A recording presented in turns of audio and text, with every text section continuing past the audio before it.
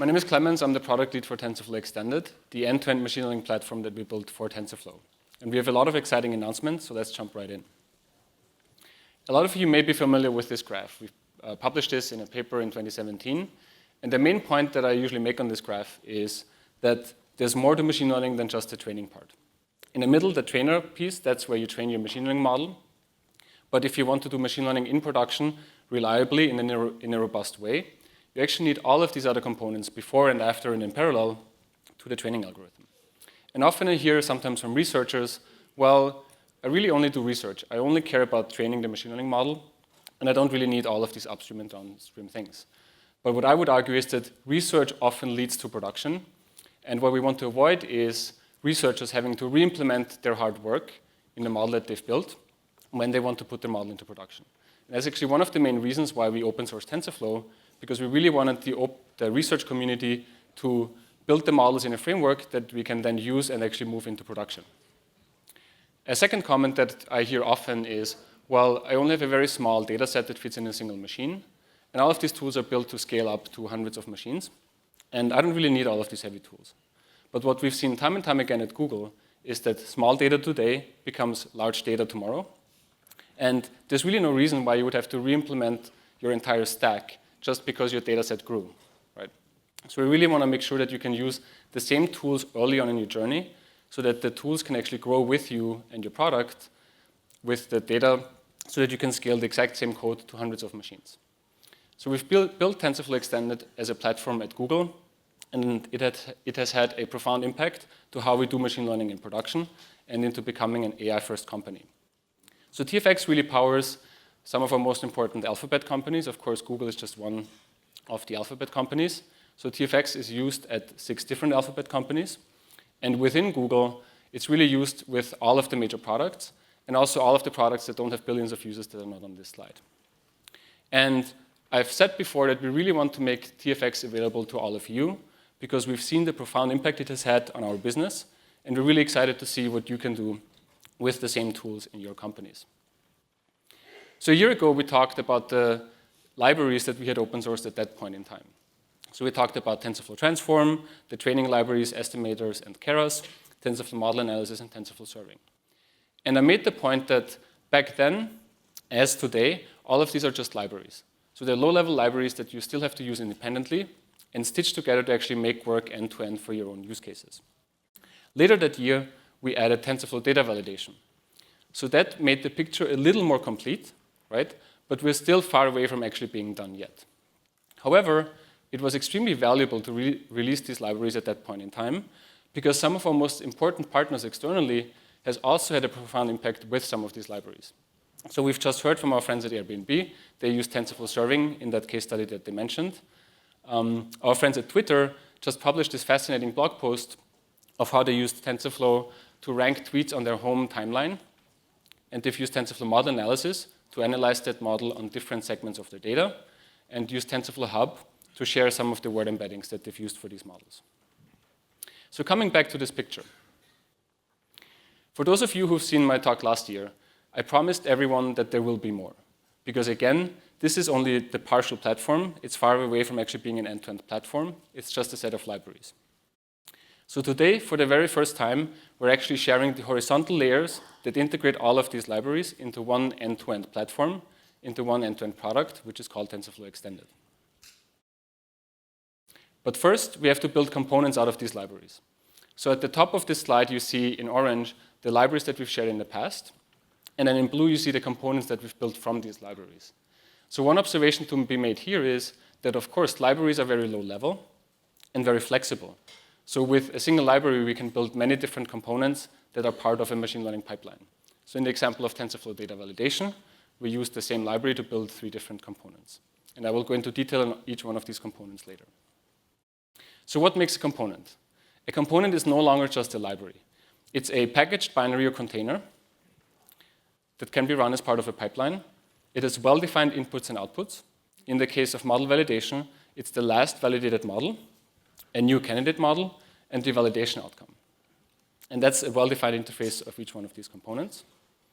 It has a well-defined configuration, and most importantly, it's one configuration model for the entire pipeline. So you configure a TFX pipeline end-to-end,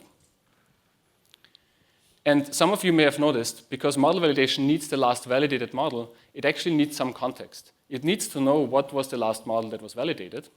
So we need to add a metadata store that actually provides this context, that keeps a record of all of the previous runs, so that some of these more advanced capabilities can be enabled. So how does this context get created? Of course, in this case, the trainer produces new models. Model validator knows about the last validated model and the new candidate model. And then downstream from the validator, we take that new candidate model and the validation outcome. And if the validation outcome is positive, we push the model to the serving system. If it's negative, we don't. Because usually, we don't want to push a model that's worse than our previous model into our serving system. So the metadata store is new. So let's discuss why we need this and what the metadata store does. First, when most people talk about machine learning workflows and pipelines, they really think about task dependency. They think there's one component, and when that's finished, there's another component that runs. However, all of you who actually do machine learning in production know that we actually need data dependency, right? Because all of these components consume artifacts and create artifacts, and as the example of model validation just showed, it's incredibly important to actually know these dependencies. So we need a system that's both task and data aware, so that each component has a history of all of the previous runs and knows about all of the artifacts. So what's in this metadata store? Most importantly, type definitions of artifacts and their properties. So in our case for TFX, it contains a definition of all of the artifacts that are being consumed and produced by our components and all of their properties. And it's an extensible type system, so you can add new types of artifacts if you add new components, and you can add new properties to these artifacts if you need to track more properties of those. Secondly, we keep a record of all of the execution of the components. And with that execution, we store all of the input artifacts that went into the execution, all of the output artifacts that were produced, and all of the runtime configuration of this component. And again, this is extensible. So if you want to track things like the code snapshot that was used to produce that component, you can store that in the metadata store as well. So putting these things together allows us to do something we call lineage tracking across all executions. Because if you think about it, if you know every execution, all of its inputs and all of its outputs, you can piece together a story of how an artifact was created. So we can actually, by looking at an artifact, say, what were all of the upstream executions and artifacts that went into producing this artifact, and what were all of the downstream runs and downstream artifacts that were produced using that artifact as an input. Now that's an extremely powerful capability, so let me talk you through some of the examples of what this enables. The first one is a pretty straightforward one. Let's say I want to list all of the training runs that I've done in the past. So in this case, I'm interested in the trainer, and I want to see all of the training runs that were recorded. In this case, I had 2 training runs, and I see all of the properties of these training runs. This is pretty straightforward yet, nothing new to see here. However, I just spoke about lineage. We can visualize that lineage and all of the information that we have. The first comment on this slide to make is we're working on a better UI. This is really just for demonstration purposes. But if you look at the end of this graph to the right side, you see the model export path. This is the specific instance of a model that was created. And as you can see, we see that the model was created by the trainer, and the trainer created this model by consuming a schema, transform, and examples. And again, these are specific instances, so the IDs there are not just numbering, they're like schema of ID number 4 and transform of ID number 5. And for each one of those artifacts, we also see how they were created upstream. And this allows us to do this lineage tracking and going forward and backward in our artifacts. And the narrative I used was walking back from the model, but similarly, you could look at your training data and say, what were all of the artifacts that were produced using that training data? This slide shows a visualization of the data distribution that went into a model. Now, at first glance, this may not be something like earth-shattering, because we've done this before. We can compute statistics and we can visualize them. But if you look at the code snippet, we're not referring data or statistics, we're referring to a model. So we say, for this specific model, show me the distribution of data that the model was trained on. And we can do this because we have a track record of all of the data and the statistics that went into this model. Right? We can do a similar thing in the other direction of saying, for a specific model, show me the sliced metrics that were produced downstream by TensorFlow model analysis, and we can get this visualization. Again, just by looking at a model and not specifically pointing to the output of TensorFlow model analysis. Of course, we know all of the models that were trained and where all of the checkpoints lie, so we can start TensorBoard and point to some of our historic runs. So you can actually look at the TensorBoard for all of the models that you've trained in the past. Because we have a track record of all of the models that you've trained, we can launch TensorBoard and point it to two different directories, so you can actually compare two models in the same TensorBoard instance. So this is really model tracking and experiment comparison after the fact. And we enable this by keeping a track record of all of this. And if you have multiple models, you can also look at the data distribution for multiple models. So this usually helps with debugging a model. If you train the same model twice or on different data and it behaves differently, sometimes it can pay off to look at whether the data distribution has changed between the two different runs. And it's hard to see in this graph, but here we're actually overlaying two distributions of the statistics for one model and the other. And you would see if there's a considerable drift between those two. So all of these are enabled by this lineage tracking that I just mentioned. Another set of use cases is visualizing previous runs over time. So if you train the same model over time over new data, we can give you a time series graph of all of the evaluation metrics over time, and you can see if your model improves or gets worse over time as you retrain it. Another very powerful use case is carrying over state from previous models. Because we know that you've trained a model in the past, we can do something we call warm starting. So we can reinitialize the model with weights from a previous run. And sometimes we want to reinitialize the entire model or maybe just an embedding. And in this way, we can continue training from where we left off with a new data set. And another very powerful application of this is being able to reuse previously computed outputs. A very common workflow is to iterate on the model and basically iterate on your model architecture. Now, if you have a pipeline that ingests data, applies transformations to your data, and then you train a model, every time you make a small change to your model, you don't want to recompute everything upstream. There's no reason why you would have to re-ingest your data, recompute the transform just because you changed something in your model. Because we have a track record of all of the previous steps, we can make a decision of saying, your data hasn't changed, your transform code hasn't changed, so we will reuse the artifacts that were produced upstream, and you can just iterate much, much faster on your model. So this improves iteration speeds, and it also saves compute because you're not recomputing things that you've already computed in the past. So now we've talked about components quite a bit. Now how do we actually orchestrate TFX pipelines? First, every component has something we call a driver and a publisher. The driver's responsibility is to basically retrieve state from the metadata store to inform what work needs to be done. So in the example of model validation, the driver looks into the metadata store to find the last validated model, because that's the model that we need to compare with the new model. The publisher then basically keeps the record of everything that went into this component, everything that was produced, and all of the runtime configuration, so that we can do that lineage tracking that I mentioned earlier. And in between sits the executor. And the executor is blissfully unaware of all of this metadata stuff, because it's extremely important for us both to make that piece relatively simple. Because if you want to change the code in one of these components, if you want to change the training code, you shouldn't have to worry about drivers and publishers. You should just have to worry about the executor.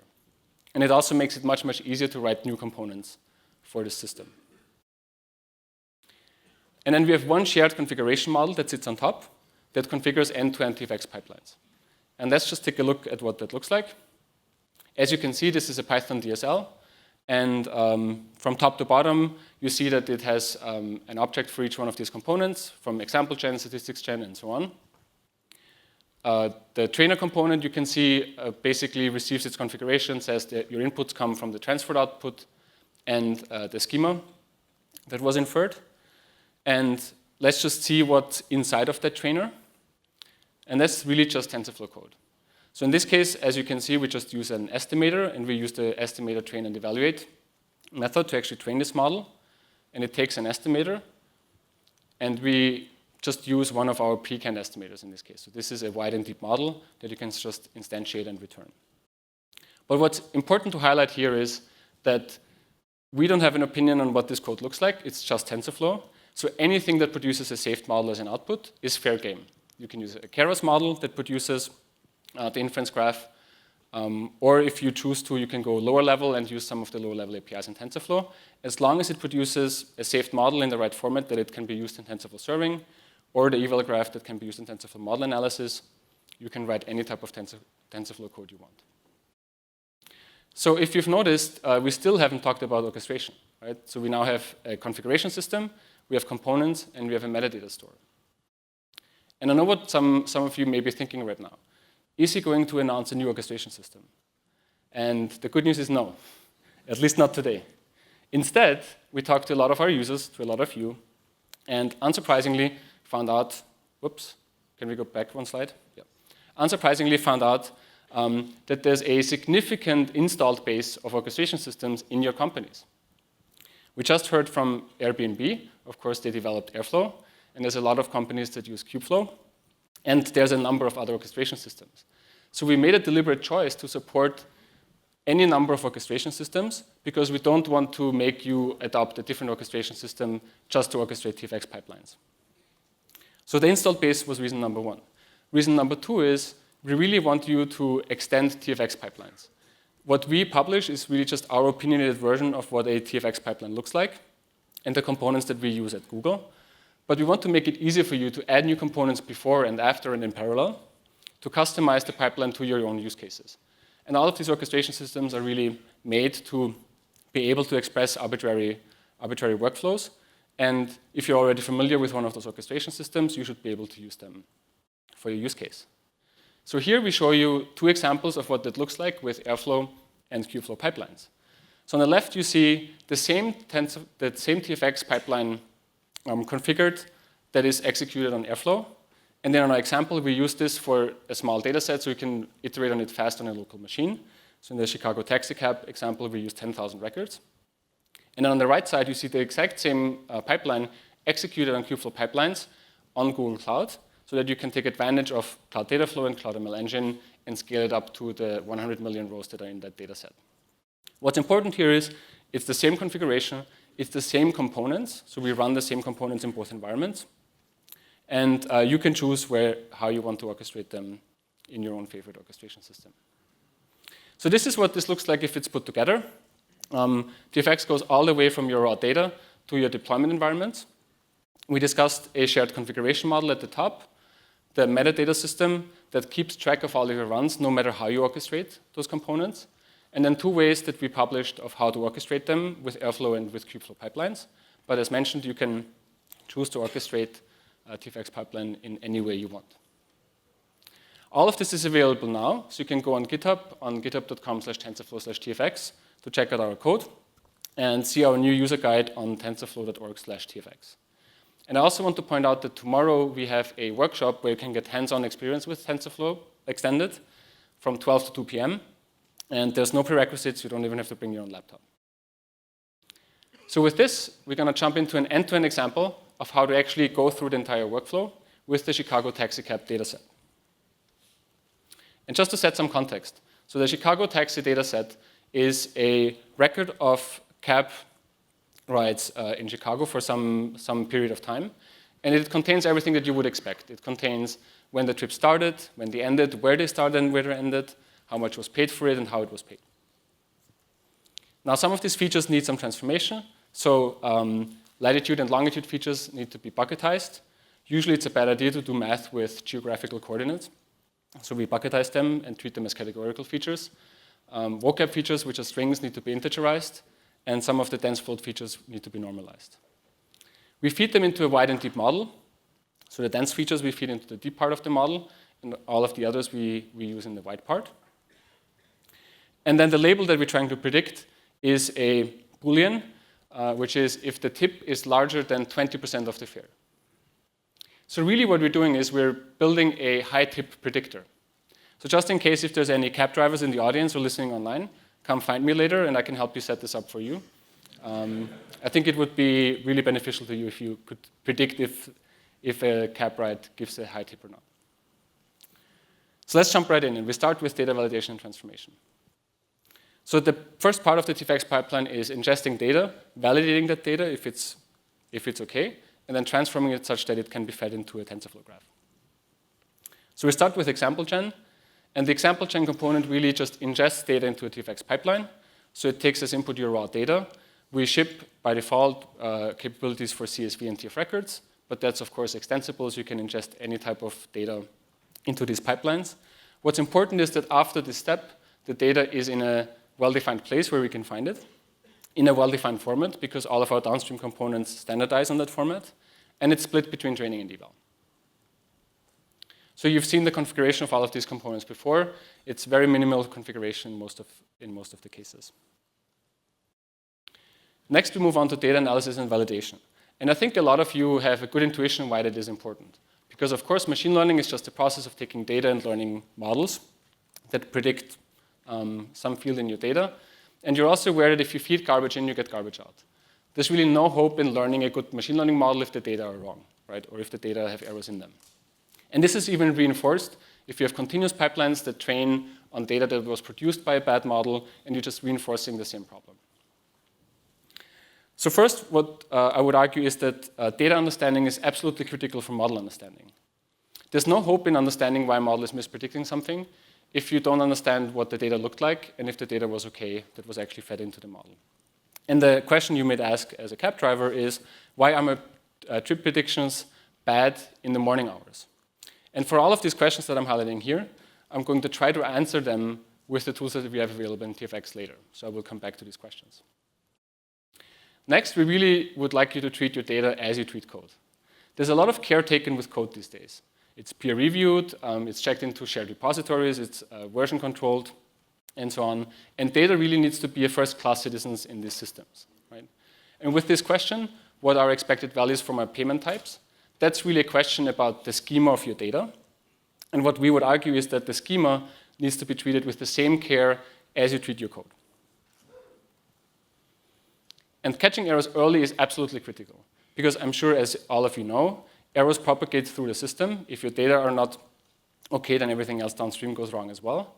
And these errors are extremely hard to correct for or fix if you catch them relatively late in the process. So like really catching those problems as early as possible is absolutely critical. So in the taxi cab example, you would ask a question like, is this new company that I have in my data set a typo, or is it actually a real company, which is a natural evolution of my data set? So let's see if we can answer some of these questions with the tools we have available, starting with statistics. So the statistics gen component takes in your data, computes statistics.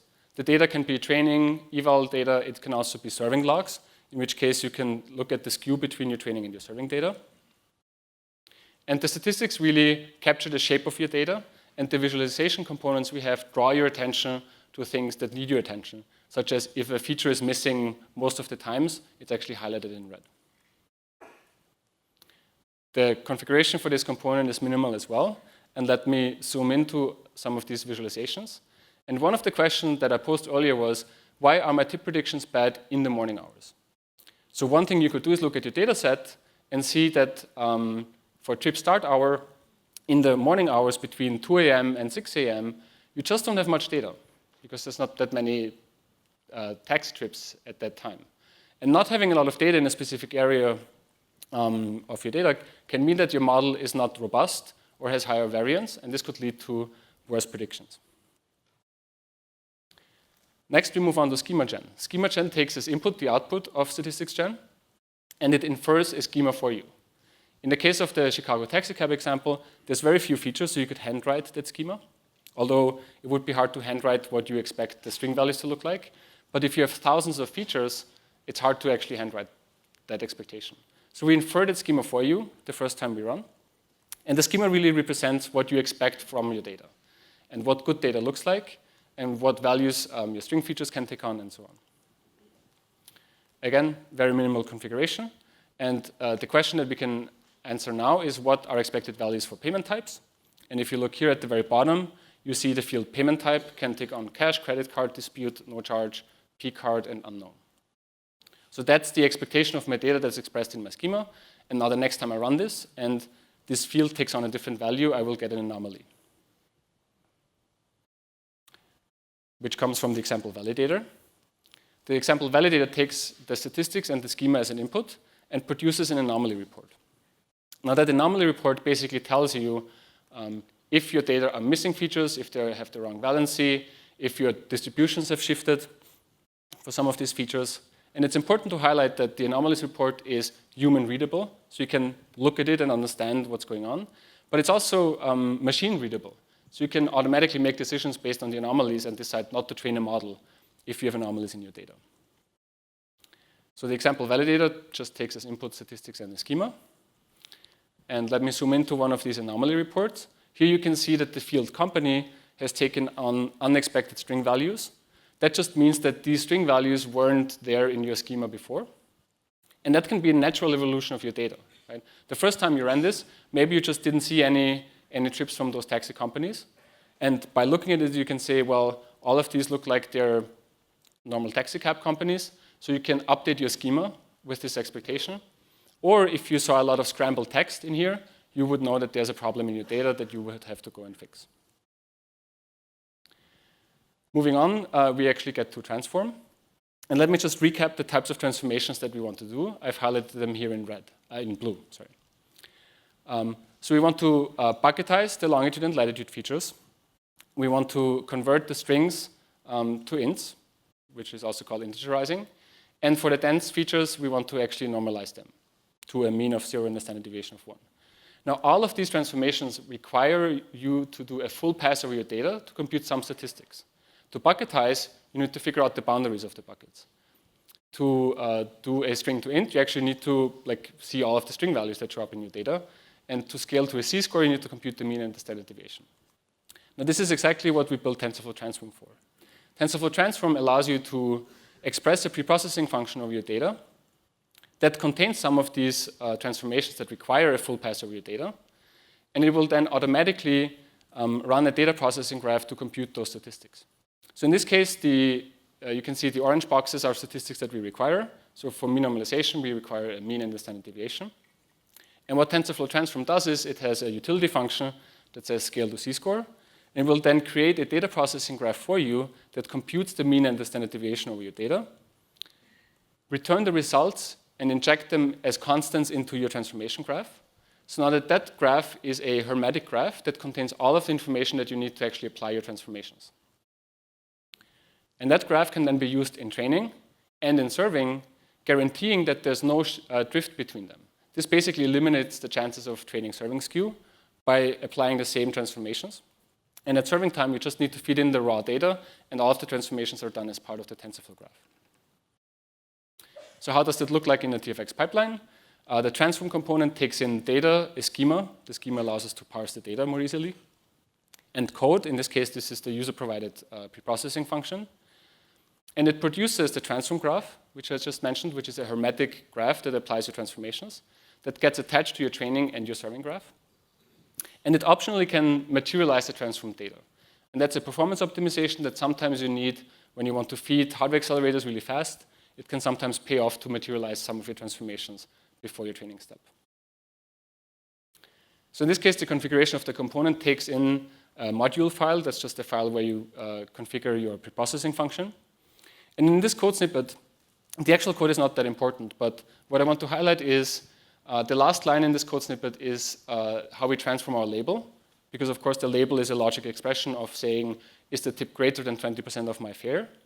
And the reason why I want to highlight this is because you don't need analyze phases for all of your transformations, right? So in cases where you don't need analysis phases, the transformation is just a regular TensorFlow graph that transforms your features. However, to scale something to z-score, to integerize strings, and to bucketize a feature, you definitely need analysis phases, and that's what transform helps you with. So this is the user code that you would write, and TF transform would create the data processing graph and return the results and the transform graph that you need to apply these transformations. So now that we've done with all of this, we still haven't trained a machine learning model yet, right? But we've made sure that we know that our data is in a place where we can find it. We know it's in a format that we can understand. We know it's split between training and eval. We know that our data are good because we validated them. And we know that we're applying transforms consistently between training and serving. Which brings us to the training step. And this is where the magic happens, or so they say, right? But actually, it's not, right? Because the training step in TFX is really just the TensorFlow graph and the TensorFlow training step. And the training component takes in the outputs of transform, as mentioned, which is the transform graph and optionally the materialized data, a schema, and the training code that you provide. And it creates as output TensorFlow models. And those models are in the saved model format, which is the standard serialized model format in TensorFlow, which you've heard quite a bit about this morning. And in this case, actually, we produce two of them. One is the inference graph, which is used by TensorFlow serving. And another one is the eval graph, which contains the metrics and the necessary annotations to perform TensorFlow model analysis. And so this is the configuration that you've seen earlier. And again, the trainer takes in a module file. And the code that's actually in that module file, again, I'm just going to show you the same slide again, just to reiterate the point, is just TensorFlow. So in this case, it's the train and evaluate method from estimators and a canned estimator that is being returned here. But again, just to make sure you're aware of this, any TensorFlow code here that produces the saved model in the right format is fair game. So all of this works really well. So with this, we've now trained the TensorFlow model, and now I'm going to hand it off to my colleague Christina, who's going to talk about model evaluation and analysis.